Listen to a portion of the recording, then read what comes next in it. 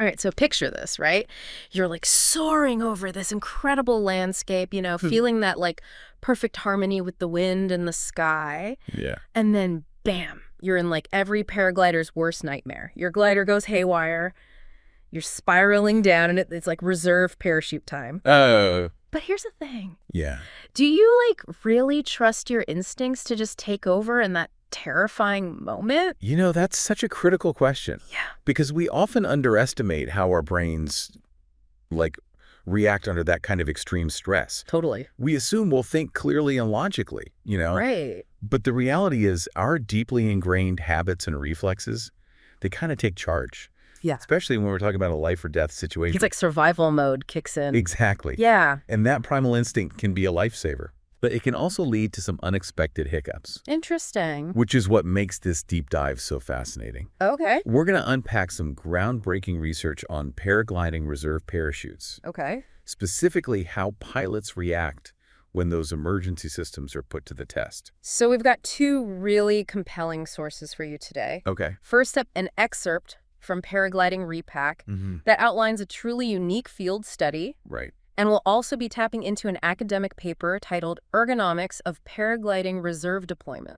Excellent. Both of these really get into the nitty-gritty of those split seconds when every decision, every movement can make a difference. And what's really eye-opening is how these sources highlight the gap between our perceived competence and our actual responses in emergencies. It's a reality check that has huge implications for how we design equipment and train pilots, for sure. For sure. Okay, so let's get into this field study from Paragliding Repack. Okay. These researchers went above and beyond, the typical accident reports or theoretical models. Yeah. They actually simulated a paragliding emergency using a zip line. It was a stroke of genius, really. Wow. They had 55 pilots ranging from newbies to seasoned pros Okay. go through this simulated crisis on a zip line. Uh-huh. But here's where it gets really interesting. Okay. They didn't just want a casual zip line ride. Yeah, right? right. They incorporated elements to amp up the realism. Okay. Awkward body positioning, sudden drops to mimic that falling sensation. Oh, wow. Even cognitive tasks to induce stress and disorientation. Wait, they were asking these pilots to think about other things while hurling down a zip line? Yeah. Talk about pressure. Exactly. So what happened? Did everyone ace the reserve deployment? Well, that's where the findings get pretty unsettling. Okay. You see, in aviation, there's this assumption that a well-trained pilot should be able to execute procedures even under extreme pressure. Right. But this study revealed a rather alarming disconnect between expectation and reality. Really? A small percentage of pilots, despite their experience, actually botched the deployment. Oh, no. They fumbled, got tangled, and in those critical seconds, those mistakes could have devastating consequences. It's a stark reminder that we're all human, right? Absolutely. Even experienced pilots are susceptible to the effects of panic and adrenaline. And the study actually put a number on it. 4% of pilots failed to deploy their reserves correctly. Yeah. Now, 4% might not sound like much on the surface. But in a life or death scenario, 4% is a chilling statistic. That's true. And it forces us to confront a very uncomfortable truth. Okay. If this is happening in a controlled environment. Right. Imagine the added layers of complexity and fear in a real emergency when your life truly hangs in the balance. So we know that even experienced pilots can make mistakes when deploying their reserves, but what kind of mistakes are we talking about? Like, what were these pilots doing wrong? One of the most surprising discoveries was this instinctive urge to reach for the hip Okay. when trying to locate the reserve handle. Yeah. Even when there's specific harness design placed it elsewhere, it seems that under pressure, our muscle memory just takes over and we default to what feels most familiar.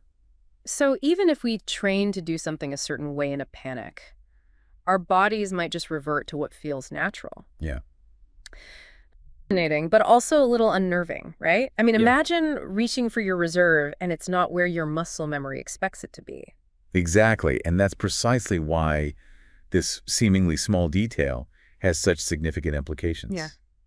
It highlights the need for greater standardization in reserve parachute design. Okay. If we can design equipment that aligns with our natural instincts, we significantly increase the chances of a successful deployment in those critical moments. It's like we're trying to outsmart our own brains a little bit. Right. We need to work with our instincts, not against them. Absolutely. And it's not just about where the reserve handle is located. The study also observed that many pilots tended to pull upwards on the deployment bag, even when a different motion was required for their specific system.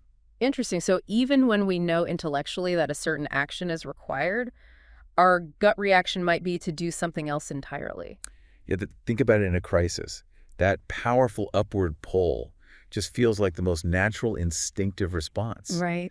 In fact, researchers observed some pilots actually pulling harder when they met resistance Oh, wow. instead of adjusting their technique. Interesting. This really highlights the importance of going beyond mere rote memorization in training. Yeah. We need practice that's so ingrained that the right movements become second nature, even under extreme duress. It's like the difference between knowing how to change a tire because you read it in a manual versus actually having done it a bunch of times. When you're under pressure out on the side of the road, you want that muscle memory to kick in. Exactly. And speaking of ingrained training, this study also debunked a common piece of advice given to paragliding students. Oh, now I'm curious. What was the advice and what did the research reveal? Well, it turns out that teaching pilots to bring the reserved parachute bag forward before throwing it backwards, what's often called a compound action, actually slowed them down. Wait, you mean that thing where you're supposed to bring the reserve forward before throwing it back? I was always taught to do that. Are you telling me I've been doing it wrong this whole time?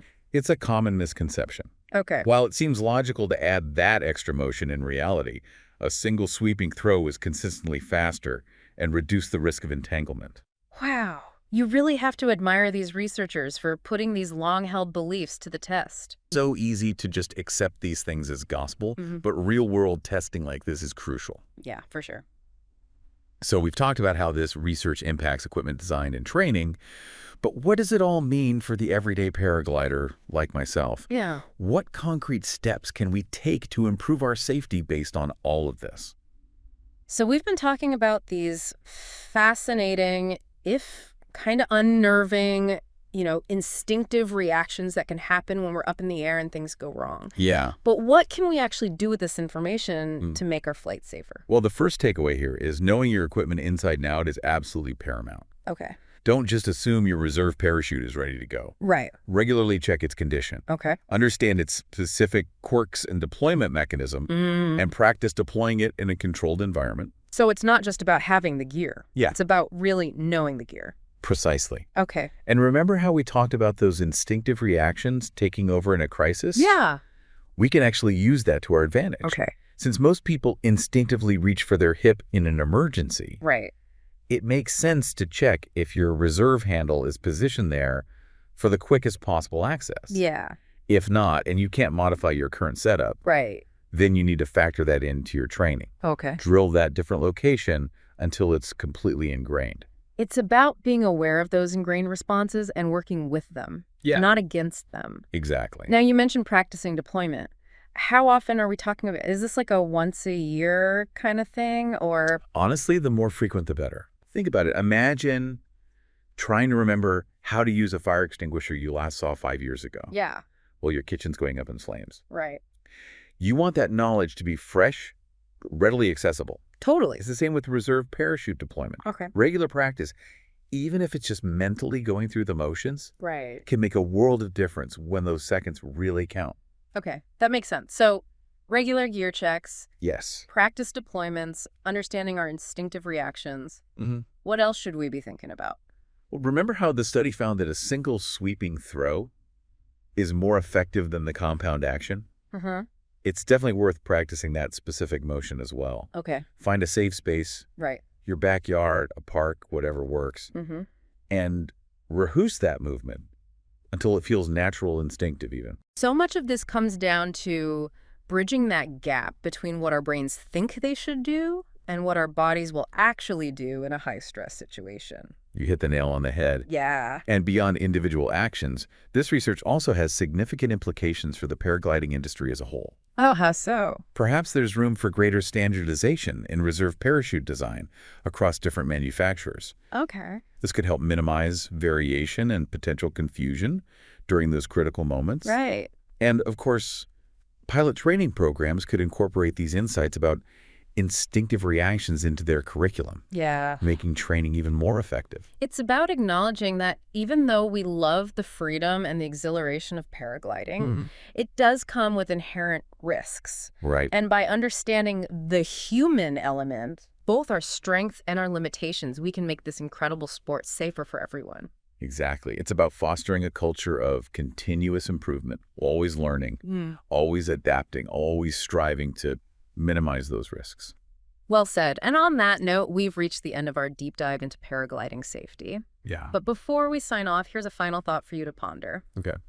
If even experienced pilots struggle with reserve parachute deployment under pressure, Right. it really underscores the need for ongoing training and a commitment to continuous learning, Absolutely. no matter your skill level. It's something for all of us to reflect on. Thanks for joining us on this deep dive, and until next time, fly safe.